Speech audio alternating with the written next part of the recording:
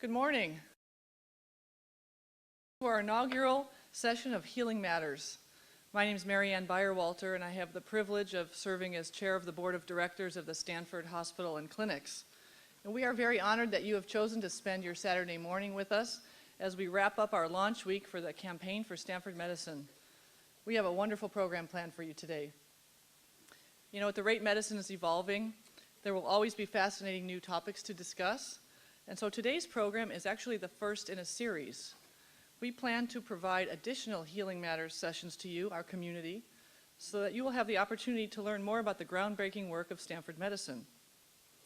To start our day, it's my pleasure to introduce a longtime friend and colleague, Ron Johnson. In fact, Ron and I were classmates at Harvard Business School. Sorry, Ron, I need to admit this is over 30 years ago. And Ron currently serves on the board of directors of the Stanford Hospital and Clinics. As a director, Ron initiated our Corporate Partners program, which has brought corporate philanthropic support to our hospital and clinics. Ron Johnson is a nationally renowned creative visionary, and his transformations are evident throughout the advertising and retail industries. He is currently the CEO of JCPenney. Before he joined JCPenney, Ron was Senior Vice President of Retail Operations at Apple and the mastermind of both the Apple stores and the Genius Bar. And as more than one reporter and magazine has described it, Ron made Target stores cool during his time as Target's Vice President for Merchandising.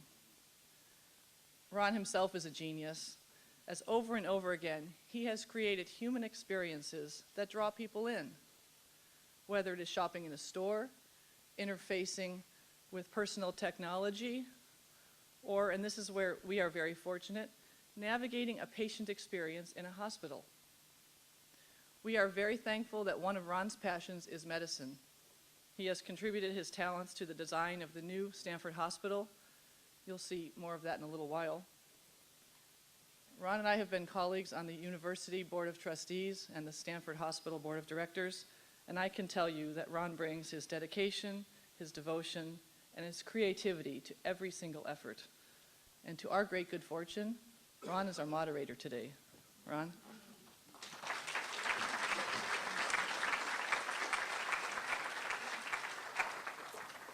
Thank you, Mary Ann. Can you hear me okay? I've got a little bit. I've been nursing a cold, but what a perfect place to be if you've got a cold, all these doctors. That was very kind. I'd like to just give a warm round of applause for Mary Ann, if we could. Mary Ann has probably single-handedly over the past decade put more volunteer hours into Stanford Medicine, Stanford Hospital than anybody, and a big reason we're here is because of your leadership. And let me also thank all of you for coming on a Saturday to come spend the morning with us to talk about Stanford Medicine. And we're glad you're here because this has been an extraordinarily big week for us here involved with Stanford Medicine. In fact, one of the biggest weeks, some have said in the past 50 years, because just the other day, and welcome here to our Healing Matters thing, we launched a campaign for Stanford Medicine. And as you probably heard, there's a big number associated. We want to raise $1 billion over the next 3 years to really do some extraordinary things. But it's really not about the money we raise, it's about what that will enable us to do. And there's an extraordinary vision here that we can't share all of today. You'll get a glimpse of it today. And it's really being designed not only for the patients who come here, but for our local community, for all those who get to benefit from the care in the new hospital, but really for the world because of what people do here. The campaign will be, a 3-year campaign, but the impact will be for decades to come. There's 2 major priorities, as you know, for the campaign. One is to build this great new hospital, which the city of Palo Alto has endorsed already. That's been a labor of love for many people in this room for the past 5 years in the design phase. And we'll talk more about it in the future, but this is a hospital that I really believe people from all over the world will come to study for how innovative it is. And I'll share a little bit about that in a few minutes, and then we'll talk more about that later today over lunch. But a hospital is just kind of the building. What's most important is what happens there. And that's why this campaign is also about the School of Medicine and supporting all the people who are involved with healthcare who do amazing things. It's about research and translation and all these things that really impact the outcomes that patients have. But we really believe that medicine, throughout the world, and especially here at Stanford, is really at a crossroads, where Stanford has done extraordinary things over the past 50 to 100 years with 5 Nobel laureates, et cetera. But we think there'll be as much innovation in the next decade as perhaps the last 50 years, as new technologies have emerged, new ways of doing things, but also the unique Stanford approach, where you really bring people together, from different disciplines in the university that other universities really can't do. It is a unique asset to have a school of medicine that is so strong and a hospital that works together to really do things that have never been imagined. And as we start this morning, I'd like to play a video. I believe it's next, and if it's not, I'll have to click one more slide, that really talks about the purpose of the campaign.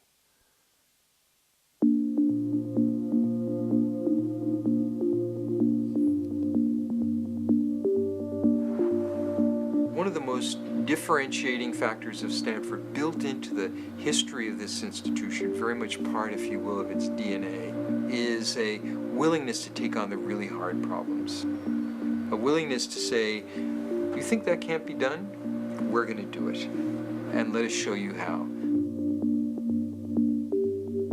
At Stanford, we're making tremendous innovations, new discoveries, and translating those to new treatments for patients.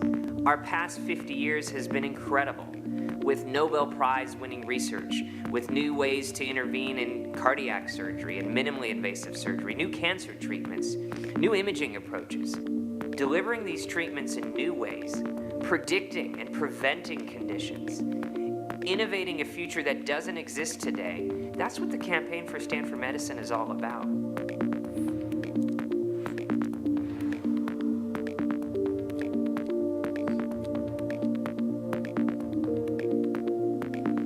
When all is said and done, medicine and its delivery is a caring profession. It's one that requires an association of a physician or other provider with a patient in need, that requires a human connection, a touch, a sharing that brings humanity to the individuals, utilizing, of course, science and the discovery, but always remembering that it's about the patient and her or his family. The care at Stanford, just awesome. The people, the nurses, the staff, the people that work with the doctors, you couldn't ask for any better.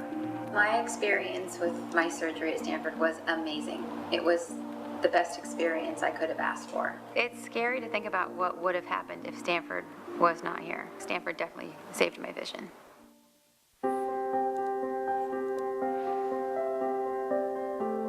I think our pledge is a result of the fact that it is our community hospital. It is the place that as we age and have challenges, we will visit. Just living in the Stanford community, I am so appreciative of having an incredible hospital down the road. It just gives me such a level of comfort as a community member.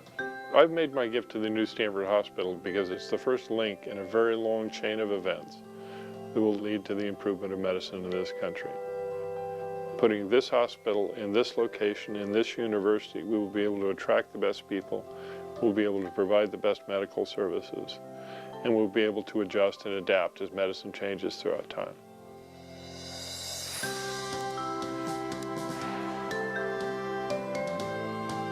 We're looking at a social contract with the community around us that says we want this to be the healthiest place in the nation. We want to be the role model that says we can make a difference for you and your family by using innovation and technology, by using care and physicians and nurses and the rest of the healthcare team to provide excellence in a comprehensive, coordinated way with the highest quality that has the best service, and we want to do it in a way that's very cost effective. I think we can do these things.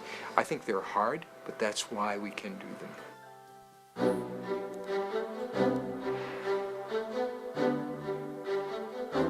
So as medicine changes, And as processes change, and as we find these better ways of doing things, and as technology changes and as biological medicine changes, we'll have the facility capable of changing with them. This is not a 10-year facility or a 20-year facility. This facility is built to last 50, 60, 70 years. Let's make it such that when our national leaders look around and say, where do we go to find the models of the future? They say, Stanford Medicine. They got it right. Right now is the time for the campaign for Stanford Medicine. We can make a difference in this world. We've done it in the past, and the future is even brighter. But it takes a partnership. It takes our donors. It takes our researchers. It takes new facilities. It takes our caregivers. Together, in a combined equation, the whole is so much greater than the sum of the parts. And I know that the campaign for Stanford Medicine will make the difference in healing humanity one patient at a time.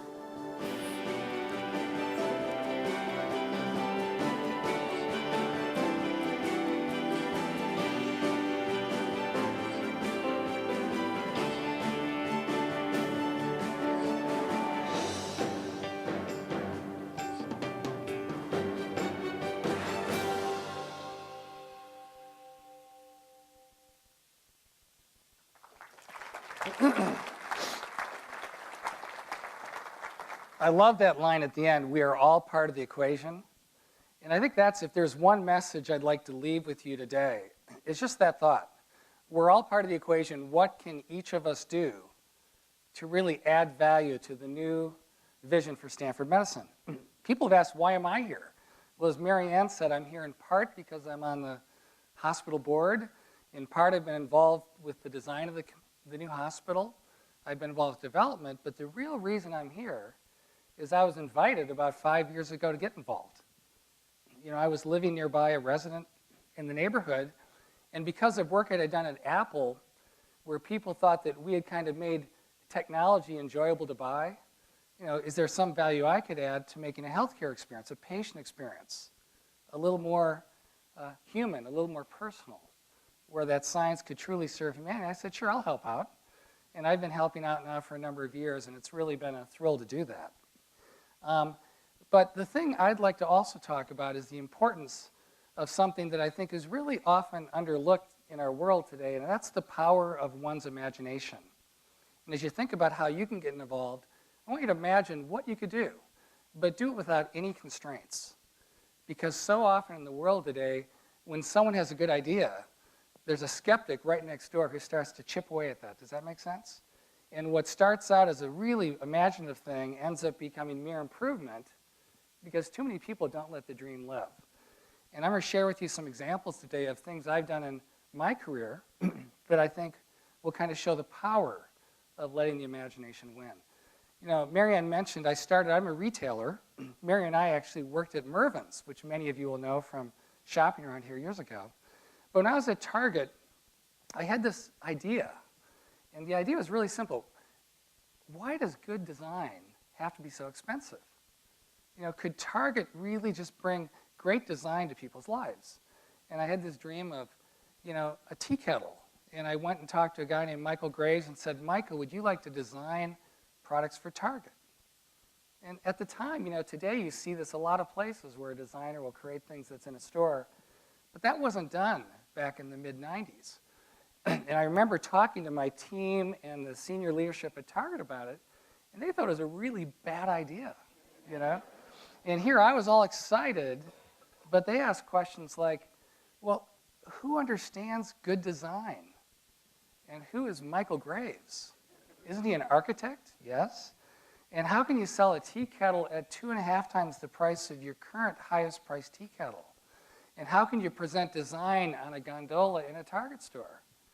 And their advice to me was, well, why don't you try 3 items at the back of the store, and if they sell, add a 4th, right? That's kind of but that's the nature of creativity. You have an idea, people try to talk you out of it. Well, I decided to go for it. And back in 1998 or so, we launched the Michael Graves collection with 140 items. And we took over the 2 main aisle end caps in Target. And it worked, because we let our imagination win. And I was heartened a few years later when I was at Apple, I saw the annual report for Target come out, and it said growing by design. And that was 7 years later, but we all know that seminal event where Target really became Target to a lot of us really goes back to the design initiative. Now, I bring that example up not to pat myself on the back, because everything's a team game, but to show how just a person with an idea who has the courage to pursue it can not only let the idea succeed, but over time it can transform things larger than that. Just like Target changed as a company through a little idea about design. I left, and in that case, the imagination won. And I love it when the imagination wins. A few years later, back in 2000, I came to Apple. And that was before we had retail stores. Steve Jobs, I had the pleasure of working directly with Steve for 12 years, being a direct report of Steve's. But he had this idea that if Apple was going to become a great company, we're going to do that through innovation. But if you can't show that innovation in a store so someone can see it, it'll all not be worth the effort, because no one will appreciate it. And he wanted to open retail stores. And so I joined Steve and the team to go do that. Now, this was a time when you really didn't think it would work very well, because Apple was losing money in 2000. When we opened our first store, the crash had happened. The NASDAQ had dropped from 5,000 to 2,000. Gateway, which sold computers to 97% of all the PCs, was closing their stores. Most people thought we were crazy, but we said we're going to open retail stores. So when I did that, though, based on my Target experience, I said, well, we got to imagine something that people have never had before. And so we made a little list. This was back in 2000. I said, what if we had a store that was for everybody? At the time when I started with Steve, he said, our customer's a creative pro. They design the marketing campaigns. And I said, no, your customer is someone who wants to do something easily, whether young or old, or rich or poor, or PC or Mac, or business or consumer. They care about easy use, and Steve understood that. And I said, we're not going to make a specialty store. We're going to design a store for everybody. And what if you located a retail store for technology right where people live their lives? Up in that, until that time, automobile dealerships, things you buy every 3 years, were located 10 miles away because it was low cost. We said, what if we put a store within 10 feet of where you naturally live your life? What if we delivered expert advice? Really had smart people. What if we let you try before you buy? It was really hard back then to actually go into a store and try the product before you buy. They were just packages on shelves. And we said, what if we delivered face-to-face support?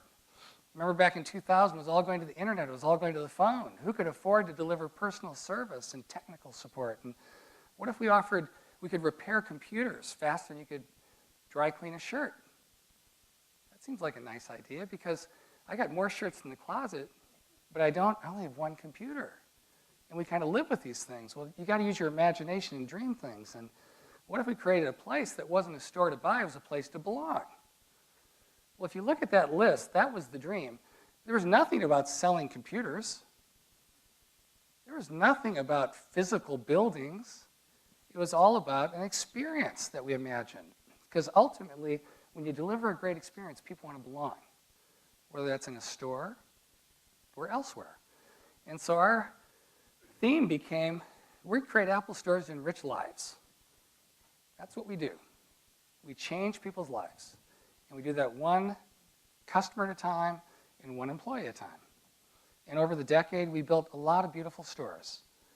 And it's interesting when you look at the stores didn't just do well, they did really well. And our stores, the Apple stores, are about the size of these stores. And they do, $3 million each. At the end of the mall are stores like Penny's, Kohl's, and Macy's, and they do that volume per store.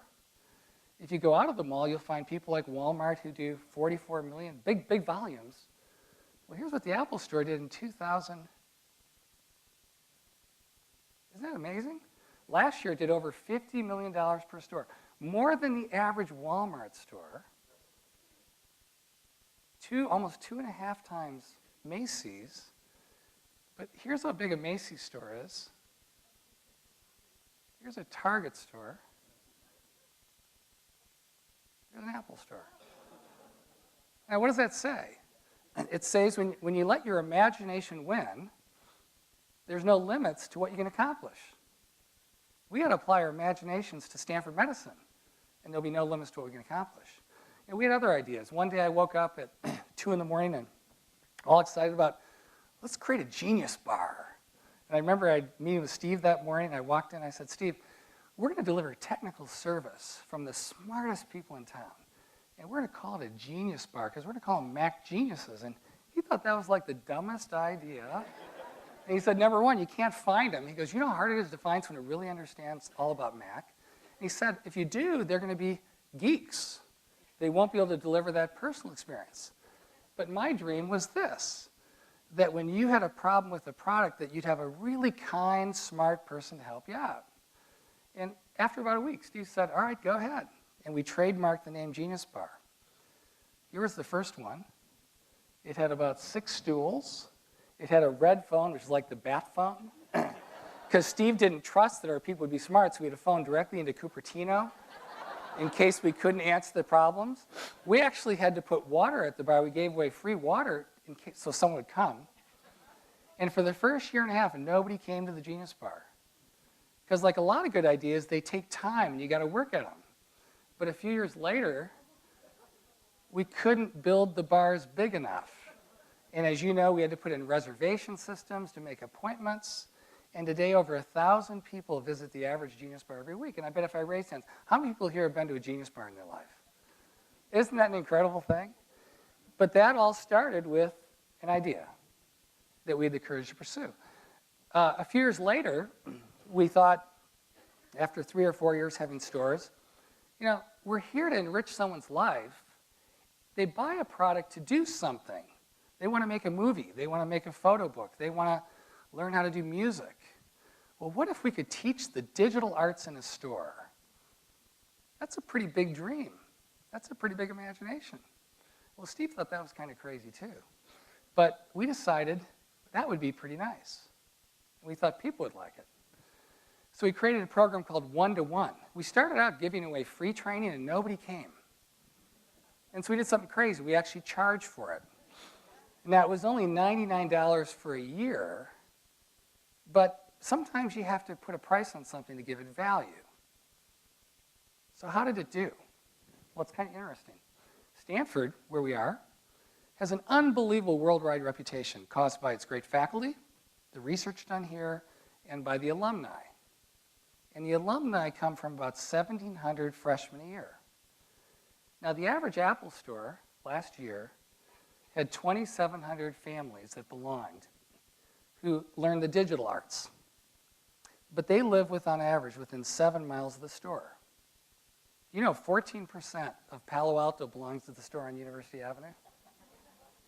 Think of the word of mouth that Apple's gained from people not just buying a product, but knowing how to do something with it that they can share with a friend. Imagination. Teach the digital arts in a store. Now, the stores didn't get any bigger. We just kind of fit it in. And it worked, right? Stanford, for a long time, had trouble filling that new stadium. We actually did more training, 50,000 people who worked. We got there before Andrew Luck arrived. And so we filled that stadium. A few years later, we said, we noticed people would buy their Apple products, but they wouldn't activate them for a couple of weeks. And Steve said they're busy, and I had the thought, no, they're too complicated. And Steve said, well, apples are easy to set up. But for most people with technology, it's like, wait a minute, I got to make sure I do this right. And we said, you know, people love buying at the Apple store, but wouldn't it be better if they walked out like this? What if everyone was using and in love with their product the moment they bought it, before they left the store? Just a year ago, we thought of that. And today, 90% of all Apple products, phones, Macs, iPods, iPads, are being used before you leave the store. See, when you get going on your imagination, you have confidence that never stops. That's pretty remarkable, right? Well, and that's what it feels like when you buy a product at the Apple store. Now, it's interesting. We hear a lot about Amazon going to take over the world. The only thing going down at Apple is the online sales. Isn't that interesting? So in the age of the internet, everyone comes to the store. Why? Because we've created an experience that you can't get anywhere else. That's truly centered around your needs.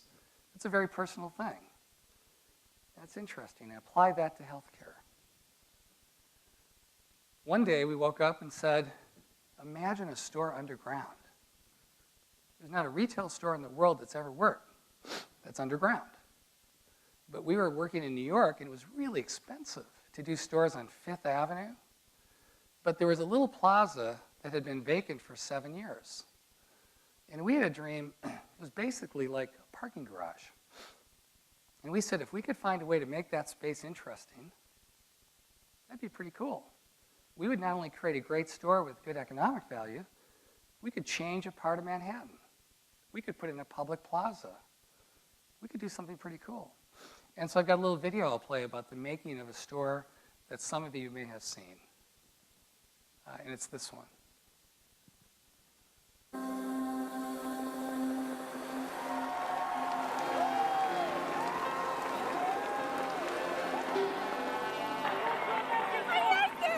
Oh, it's beautiful. Beautiful. That's fantastic. I love it. I've been watching it unveil. The Louvre comes to New York, right?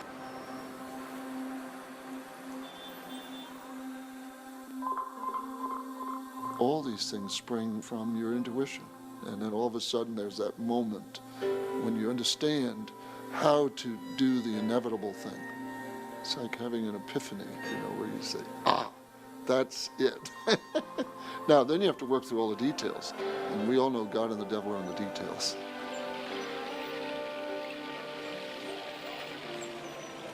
We're at the epicenter of the most luxurious part of New York City. So you've got a number of enterprises that are world-renowned within a stone's throw. And even though Apple is known and appreciated and loved throughout the world, this will help to take it to even another level. The General Motors building is a great building. Its retail was woefully inadequate. I felt there was an opportunity to create something that would be architecturally splendid and a retail presence if I had the right retailer. And in my mind, Apple was the tenant for this space before I bought the building. The three elements that really make this store spectacular are the stone, the stainless steel, and I'd say the glass probably is the highlight of it all. It's the first store we've had that's underground. And we found that we could make a pure object that was an entry, that was a cube. When the cube was presented to me, I was really overwhelmed. It was exactly the right solution. With the glass stair, the elevator, I thought, this is phenomenal. Many things make this store unique and special. The key is to find the very smartest, the very best talent everywhere in the world. We seek out glass from Munich, Germany. Our stainless steel comes from Japan. Our stone comes from Florence, Italy. There is no specification for most of the materials that we use in our stores, and so we need partners who are willing to work with us to innovate in ways that have not ever been done before.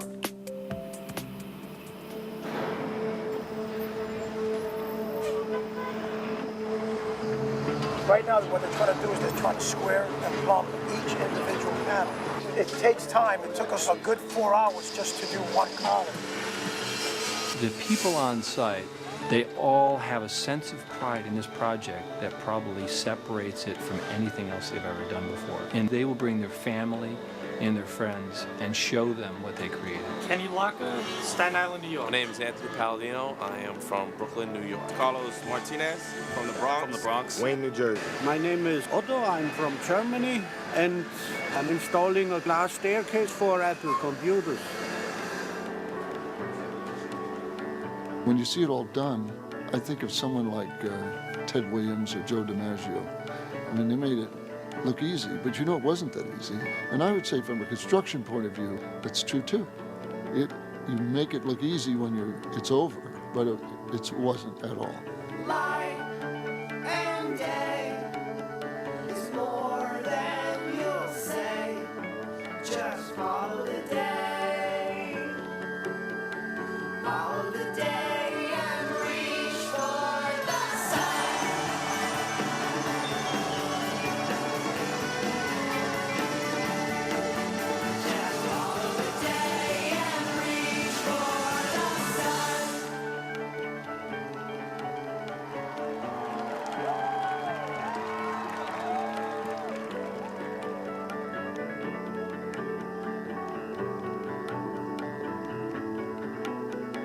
Apple has surely made a permanent imprint on the skyline of Manhattan. Generally, an imprint on the skyline is something that's 50, 60 stories high. They did it in 32 feet.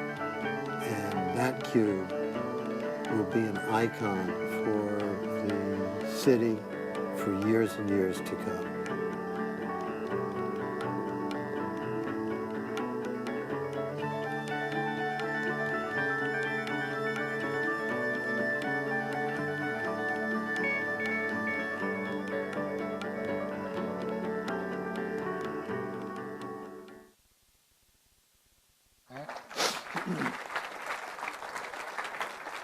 Harry Macklow, who's the developer, actually bought an apartment across the street so he could look at the cube every time he wakes up. But you get the message. When you use your imagination, no limits. That's the number 5th visited tourist attraction in New York, just after like Statue of Liberty and Grand Central Station. I guess we got a store there now too. But there's no limits, okay? So how does that apply to what we're doing here at Stanford? Well, in all these cases, we just let the imagination win. Well, that's what we're doing here as well. So when I got involved early on, I had the pleasure with John Morgridge, Natasha, let's hear it for them, please, to help pick the architect for the new hospital. And as we did that, we got really lucky. We picked a good one. And as we set the vision was, could we create a new interface for medicine? And do you have my phone, Diane? I'm sorry. I took it out of my pocket, so I'm not allowed to use it. Steve always said that everything great he did in his career stemmed from a change in interface. Remember how the mouse, for many of you here, enabled you to use a personal computer? Or the scroll wheel on the iPad allowed you to access all your music? Ultimately, what Apple did is it packed all this technology, the most advanced science in the world for consumer electronics products, behind a friendly interface. And by doing that, all you do is experience the benefit of the technology without any of the fear or without any of the anxiety. And the question is, could we do that with a hospital? Could we create a new interface for healthcare, not unlike what Apple's done so well with consumer products? And we had this dream was, could we create a place where the science of Stanford truly serves humanity? Through the decades, we've done great on the science side, but if we were brutally honest with ourselves, in the past, there were times when our patient care didn't quite measure up. We said, what if we could not only have the best science, but the best patient care ever delivered in the world? That'd be pretty cool. And we said, just like Apple, to do that, you might have to separate the two.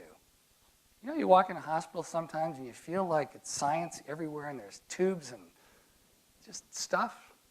What if you could separate, like an Apple product, the science from the humanity? And what if the science was the foundation, was right in the middle, but all you saw was humanity? That was kind of the dream for the design of the new Stanford Hospital. Our architect made a sketch. And here's an original sketch, hand-drawn by Raphael Vignoli, of the Stanford Hospital. And if you look at it, what you see is there's this floor, a single floor is where all of the science is. On top of that is a garden where we provide care. And on the ground floor is all for humanity as well. So just like an Apple product, just like that phone, all the science is on the floor. Now, it's the size of the Stanford football field. It's a big floor. But because it's brought together, we can do things for science that have never been done before. Because the imaging departments and the intervention departments and the surgery are all next to one another in a very flexible space. But as a visitor to the hospital, you'll never see the science unless you're the patient. And so here's the image of the new hospital. That's basically that sketch. After lots and lots and lots of detail, just like that Fifth Avenue Apple store. On the ground floor of the new hospital, that's the entryway. It looks more like a park than a parking lot, doesn't it? As you move through the atrium, and you'll see more of this later, there's no science. It's just a beautiful place to be. The science is actually all in that interstitial space, but behind. accessed directly from the top by patients and medical staff, but it leads you to a rooftop garden. And as a visitor, this is where you're going to spend your time. This hospital has added more green space to the Stanford site than exists today. And there's over 4 acres of gardens floating on the 3rd floor with great views of the foothill and Palo Alto. And all the spaces are connected to the outside. Because we think when you have someone in need or we're taking care of patients, we've got to respect your humanity so you feel you're in a place where you're being loved. And that's the new Stanford Hospital. But it's all inspired in many ways to me, by the great work that's been done here in the technology with companies like Apple that understand how to design places that enable so much more. Does that make sense? Now, if you stay around till noon, which we hope you all do, Amir Rubin's going to talk to you more about the new hospital. But as you know, in all these cases, at Stanford and elsewhere, the imagination is winning. And that's why I think we're going to do some pretty great things. The campaign for Stanford Medicine, though, is about much more than a building. It's about discovery. And so doctors like Irv Weissman, who has figured out how cancer cells evade the body's immune system, can do the work he loves to do. Irv has discovered that the cancer stem cells have their own protection. It's called a protein marker, CD47. I'm reading because it's so far over my head. But that discovery will totally disrupt the biological nature of cancer cells and be one of the key things to eliminating cancer. And is Dr. Weissman here, perchance? I'd heard he might be here. Let's hear it for Dr. Weissman. I think Stanford has over 900 people on the medical staff, and I'm just referring to 3 of these. Dr. Sung Kim has developed a new technique to transplant insulin-producing stem cells into the bodies of diabetes patients, which would cure both type 1 and type 2 diabetes. We all know people with diabetes. What a tough disease. Wouldn't that be great if the campaign for Stanford Medicine cures diabetes? Radiologist Sam Gamber, who just presented at the board yesterday, has developed a method to remove all of a brain tumor and nothing more. Using nanoparticles, he can hone in on a tumor with exquisite precision, enabling their complete removal without other consequences. As we move to our next sessions, you'll get to learn more about some of the amazing things happening at Stanford Medicine, because that's what this campaign is going to enable. Translation, prediction and prevention, education. We're all part of the equation. I've had the privilege of contributing a little bit over the past few years, but the secret is what each of you can do. And so you're here today, I know, to learn, to celebrate, to be educated, but I would hope you view this as an invitation to get involved. Please use your imagination. Please help out, because we've got a lot to do. The campaign for Stanford plus you equals hope. It equals hope for our families, hope for people around the world, hope for the decades to come. And we're really excited to be here for that. And so we're going to take a little break, and then at 10 o'clock you can go to your breakout sessions. And then I hope you'll all join us back here at noon when Amir and Phil Pizzo will talk to you and present a little Q&A. Thank you very much. The preceding program is copyrighted by the Board of Trustees of the Leland Stanford Junior University. Please visit us at med.stanford.edu.